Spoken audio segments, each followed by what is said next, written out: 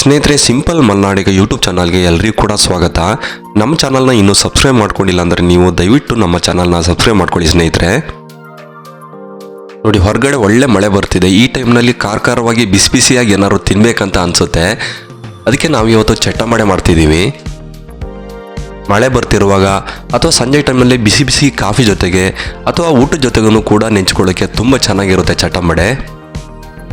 ಮನೆಯಲ್ಲೇ ಇರುವಂತಹ ಕೆಲವೇ ಪದಾರ್ಥಗಳನ್ನ ಬಳಸ್ಕೊಂಡು ಸುಲಭವಾಗಿ ಚಟ್ಟಂಬಡೆಯನ್ನು ಮಾಡ್ಕೋಬಹುದು.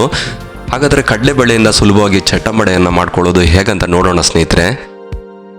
ಬೇಕಾಗಿರೋ ಸಾಮಗ್ರಿ: 1.5 ಲೋಟ ಕಡಲೆಬೇಳೆ, 1 ದೊಡ್ಡ ಈರುಳ್ಳಿ, ಸ್ವಲ್ಪ ಕೊತ್ತಂಬರಿ ಸೊಪ್ಪು ಮತ್ತು ರುಚಿಗೆ ಬೇಕಾದಷ್ಟು ಉಪ್ಪು, 5 ಹಸಿಮೆಣಸು, 1 ಇಂಚ್ ಶುಂಠಿ. ಮತ್ತು ಚಟ್ಟಂಬಡೆ ಕರಿಯೋದಕ್ಕೆ ಸ್ವಲ್ಪ ಅಂದಾಜಿಗೆ ಅಡುಗೆ ಎಣ್ಣೆ ಬೇಕಾಗುತ್ತೆ. 4 ಗಂಟೆ ಮುಂಚೆನೇ 1.5 ಲೋಟ ಕಡಲೆಬೇಳೆನ ನೀರಿನಲ್ಲಿ ನೆನೆಸಿಟ್ಕೊಂಡಿದ್ದೀವಿ.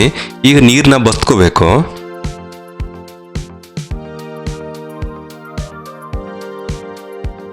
ನೀರನ್ನ ಬಸ್ತಾದ ನಂತರ ಕಡಲೆಬೇಳೆನ ಒಂದು ಮಿಕ್ಸಿ ಜಾರ್ಗೆ ಹಾಕ್ತಾ ಇದ್ದೀವಿ.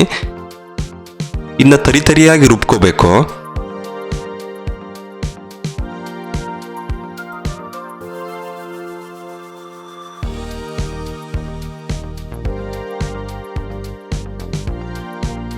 ನೋಡಿ, ಇಷ್ಟು ತರಿಯಾಗಿ ರುಬ್ಕೊಂಡ್ರೆ ಸಾಕಾಗತ್ತೆ.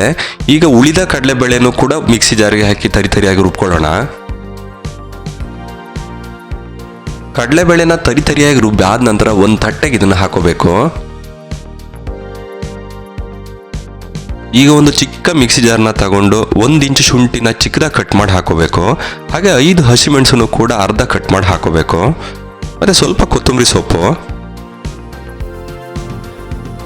ಇವಿಷ್ಟನ್ನು ಹಾಕೊಂಡು ಇದನ್ನು ಕೂಡ ತರಿಯಾಗಿ ರುಬ್ಕೋಬೇಕು. ನೀರು ಹಾಕೋಬಾರ್ದು. ಕಡಲೆಬೇಳೆಗೂ ಕೂಡ ನಾವು ನೀರು ಯೂಸ್ ಮಾಡಿಲ್ಲ.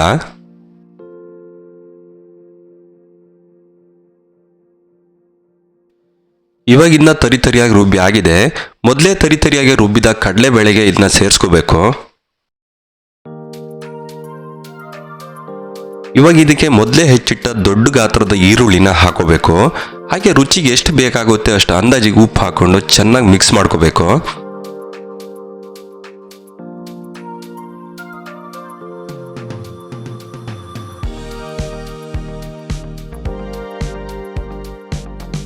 ನೋಡಿ, ಇವಾಗ ಚೆನ್ನಾಗಿ ಮಿಶ್ರಣ ರೆಡಿ ಆಗಿದೆ. ಈಗ ಸ್ಟವ್ ಮೇಲೆ ಒಂದು ಬಾಣಲಿ ಇಟ್ಟು ಬಾಣಲಿ ಬಿಸಿ ಆದ ನಂತರ ಚಟ್ಟಂಬಡೆ ಕರಿಯೋದಕ್ಕೆ ಎಷ್ಟು ಅಂದಾಜಿಗೆ ಬೇಕಾಗುತ್ತೆ ಅಷ್ಟು ಎಣ್ಣೆ ಹಾಕೋಬೇಕು.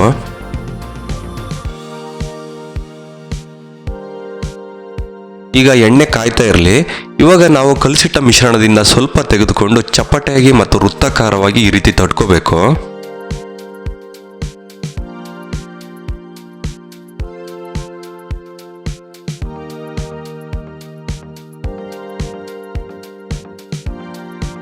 ನಮಗೆ ಎಷ್ಟು ದೊಡ್ಡ ಚಟ್ಟಂಬಡೆ ಬೇಕಾಗುತ್ತೆ ಅಷ್ಟು ಮಿಶ್ರಣವನ್ನು ತೆಗೆದುಕೊಂಡು ಈ ರೀತಿ ಮಾಡ್ಕೋಬೇಕಾಗತ್ತೆ.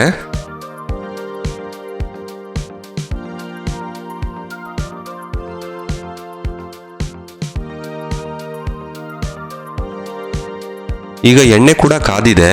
ಇವಾಗ ಒಂದೊಂದಾಗಿ ಚಟ್ಟಂಬಡೆಯನ್ನು ನಿಧಾನವಾಗಿ ಬಿಟ್ಕೊಳ್ಳೋಣ.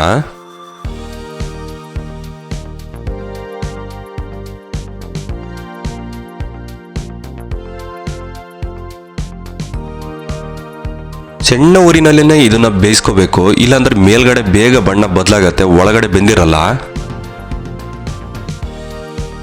3 ರಿಂದ 4 ಸಲ ಈ ರೀತಿ ಮಡಿಚಿ ಹಾಕಬೇಕಾಗುತ್ತೆ. ಈ ರೀತಿ ಮಡಿಚಿ ಹಾಕಿ ಚೆನ್ನಾಗಿ ಬೇಯಿಸ್ಕೋಬೇಕು.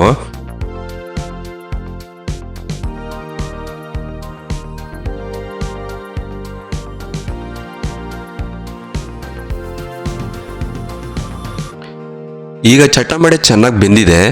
ಇದನ್ನ ತೆಗೆದು ಉಳಿದವನು ಕೂಡ ಇದೇ ರೀತಿ ಬಿಟ್ಕೊಳ್ಳೋಣ.